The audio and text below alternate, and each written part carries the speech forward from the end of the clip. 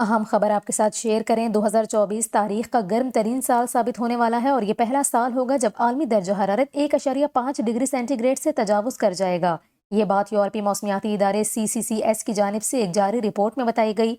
बयान में कहा गया कि 2024 में आलमी दर्जा हरारत सनती अहद से कबल के मुकाबले में 1.55 डिग्री सेंटीग्रेड से जायद रहने का इम्कान है।